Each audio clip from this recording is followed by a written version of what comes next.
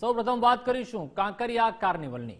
કાંકરિયા કાર્નિવલનો આજે ચોથો દિવસ છે, ત્યારે ચોથા દિવસે પણ કાર્નિવલમાં હજારોની ભીડ ઉમટી પડી છે। વધારે ભીડને લીધે કાંકરિયાના ગેટ બંધ કરવાની આજે પણ ફરજ પડી હતી, તો ગઈકાલે પણ ગેટ બંધ કરવા પડ્યા હતા। તંત્રએ પુષ્પકુંજ ગેટ નંબર 1 બંધ કર્યો છે। ગીતા રબારીના કાર્યક્રમને પગલે હજારોની સંખ્યામાં ભીડ એકત્રિત થઈ હતી।